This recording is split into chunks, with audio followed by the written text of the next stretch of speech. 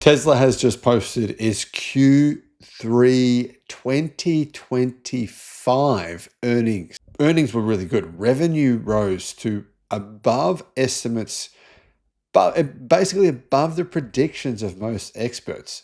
Really good numbers, 28 billion. But profits shrank, as I believe we're seeing a race to the bottom in the automotive industry. Hello, my friends. Welcome to the channel. I'm Sam Evans. You're watching the Electric Viking, and this was a fairly predictable result. YouTube's new algorithm means that you're often not getting all of our videos in your feed. There's 7,500. I'm pretty sure you're probably not seeing a lot of them. In the description, there is a link to our newsletter. Click on that and you can get an update every day of all the latest news in the electric car industry. A few reasons why. Well, one, Tesla sold more cars than it ever has before, with nearly 500,000 deliveries in the third quarter. However, margins are shrinking across the entire automotive industry. It's the same for Volkswagen. It's the same for Porsche. It's the same for every automaker. There is no automaker who's going, wow, look at our profits. Our profits are going up, guys. Isn't this great? Now, of course, there are certain analysts that would tell you, well, this is really bad for Tesla. It's some sort of weird outlier. Is it an outlier that Tesla's profits shrank? No, absolutely not. This is the trend of the entire automotive industry. Profits are shrinking for absolutely everyone. Anyhow, let's have a look at the actual numbers here. Wall Street consensus was Tesla's revenue would be around 26.5 billion or 26.4 billion approximately, and earnings would be 55 cents per share. However, those numbers weren't quite correct. Tesla's earnings were 50 cents per share, so a little bit less than what analysts had predicted, but revenue was much higher at 28.1 billion. So Tesla clearly beat revenue estimates by nearly 1.7 billion, but it was down a little bit in terms of earnings per share. So how has the market responded to this news? Well, after the close of market, Tesla stock price has gone down by a couple of percent, really not much. It's, to be honest, investors haven't reacted to this news at all. They've been kind of like ambivalent towards it all. So Tesla's operating income, if you compare the third quarter of this year versus the third quarter of last year, it's actually gone down by 40%. Probably not unexpected, to be honest, and I don't think it's a big shock, but some people think that this is bad news. The difference is accounted for by a decrease in gross margin. So Tesla's gross margins have gone from 19.8% to 18%. That's partly because of the loss of regulatory credits in North America. And of course, Tesla has lowered the prices for its cars, and obviously it sells pretty much only Model 3s and Model Ys, which it sells at very affordable prices. It doesn't sell very many Cybertrucks or Model S's or Model X's, so it's not selling really these high margin vehicles en masse. However, the regulatory credits are probably the biggest reason for Tesla's profits declining. Its margins declining, I should say. And obviously Donald Trump has changed the scenario where in the US, there used to be a situation where Tesla was making, on average, about $2 to $2.5 billion over the last couple of years per year from selling regulatory credits in both North America and in Europe and in a few other places like China as well. But primarily that's where the money came from. But of course, that's changing in the US because of Trump changing those laws. That said, though, Tesla did make money. It's worth pointing out. They made about $1.5 billion. So they now have, $41.6 billion in cash. There is not many companies in the world with $41.6 billion in cash. Now, you might be saying to yourself, well, there's actually a lot of companies with more than $41.6 billion in cash, and that would be true if you include Berkshire Hathaway. Yes, they're an extreme outlier. If you include big tech companies like Apple, Microsoft, Alphabet, Google, Amazon, Meta, yeah, most of them have a lot of cash. There's also a few pharmaceutical companies, oil and gas companies, there's a few of them. The truth is, though, not many companies in the space of innovation and tech. Very few of them, and very few companies in the automotive industry as well have this much cash. What I'm saying is Tesla is in a net positive position. Most automakers are not.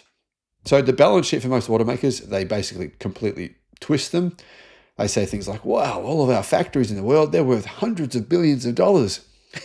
we're net positive by 200 billion. This is the kind of stuff that automakers routinely say. And then what do you see them do? Right? What did Nissan get when it sold off its factories? Nothing. Nothing. What about Hyundai in China when they shut down their new factory? They built a factory, and then 2 years later, after it was 2 years old, they tried to sell it. Cost them 1.2 billion to make it, or more than that, might have been 1.25 billion. They ended up selling it for 200 million.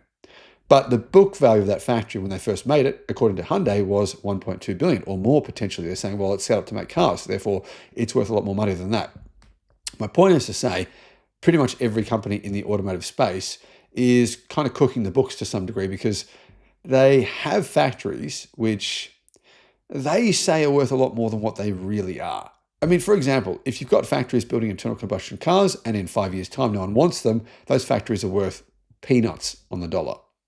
My solar and batteries. I've got a 50 kilowatt hour battery here, and I've got a big solar array. So I pay $0 for electricity. That's including charging my electric car. Resync Solar is the company that I used. I'll put a link to them in the description below. So in other words, what I'm trying to say is Tesla having 41.6 billion in cash and having factories that actually make cars that people will want to buy in the future is pretty important. It's worth pointing out, though, that Tesla are spending CapEx like a company growing revenue at 30% plus. So they are spending a lot of money, obviously investing a lot of money. Depreciation expense as well at Tesla was 277 million. So not everything is perfect at Tesla. There's no question about that. But obviously Tesla are shooting for the moon. They're not shooting to become the next Toyota, which, to be honest, that's probably going to be Geely and BYD, but at very low margins. We're never again going to see huge margins in the automotive industry. That's not going to happen. The truth is margins will continue to shrink. So you've got to do something different. Tesla really has no choice here. They had to go all in on robotics, and obviously they put in an order, right, for the actuators that go into the robots, which would give them the ability to build 180,000 robots, the order they've made. I think it's about 700 to 800 $1 million of these actuator parts. Does that mean Tesla's going to build a robot army next year? I don't know, but I mean, they want to. Will it actually happen? That's a different story. Who knows? But my point is to say Tesla is investing huge sums of money in order to pivot away from just selling cars. Of course, energy storage at Tesla is a huge part of the business. It's, in fact, the fastest growing section of their business by a mile, easily outpacing the automotive sector. So Tesla, their future is this, right? Energy arbitrage, basically being able to sell energy into the grid or into people's cars, selling it through superchargers, but being able to source that energy either free or at a very low price. That's Tesla's future. Subscriptions to its Tesla superchargers, that's as well part of its future, and that will be highly profitable. The other part is, of course, the full self-driving, subscriptions for full self-driving. Then you've got Tesla's robotics division. Those are the areas that Tesla are really focusing on. Not selling cars. We've always focused on cars. How many cars did Tesla sell last quarter? How much money do they make per car? Oh, how many of them were Model Ys and Model S's and Model X's? What percentage? It's really a pretty insignificant part of Tesla's future business. So what are the short-term challenges facing Tesla, or at least within the next couple of years? Well, there will be some challenges with cash. The reason being, a very large percentage of Tesla's profits over the last 5 years have come from regulatory credits. Will Tesla continue to get those regulatory credits in Europe? Yes. Will they continue to get them in the US? Not really. It's going to shrink enormously. Will they continue to get them globally? They will, but the amount they'll make from regulatory credits will decline. And if you're getting, $2 billion or more in cash from regulatory credits for doing exactly nothing, I mean, not nothing, they're selling electric cars and batteries, and that's where those credits are coming from. But if you're getting that, and you get used to that, and then all of a sudden that dries up, that is a challenge, yeah? So Tesla, they will have to be relatively conservative over the next probably 18 months and not spend like crazy. They're not in a position, I don't think, where they can do that, because at this point, yes, like I said, they're still making a profit, but the profit margins are decreasing. Car profit margins are decreasing.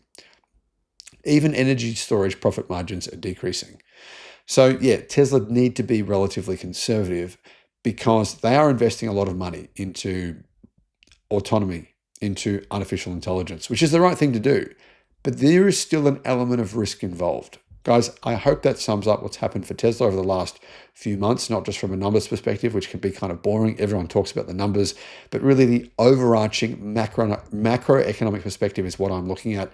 Do I personally think that it's smart to hold Tesla stock right now? Well, yes, absolutely. And I know there's people out there that hate Elon Musk, fair enough. I know there's people out there that hate Tesla, fair enough. I know there's people out there that think Tesla is in a bubble and it's going to explode, fair enough. But do I think Tesla can pull off their goals? Well, not all of them, but enough of them to make Tesla much more valuable one day, or at least by 2030, than what it is today. Let me know what you think. Thanks for watching.